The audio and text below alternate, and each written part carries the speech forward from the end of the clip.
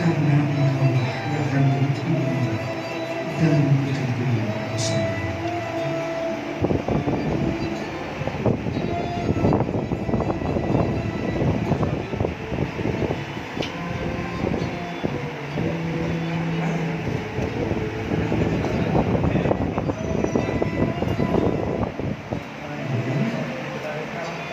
Oke, selanjutnya ayo untuk dihadirkan, digandeng istrinya, digandeng.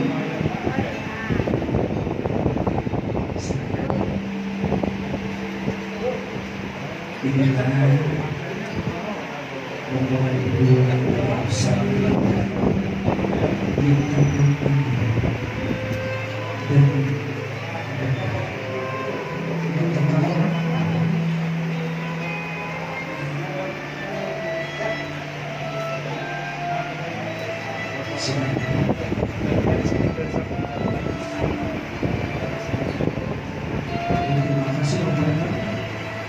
Alhamdulillah.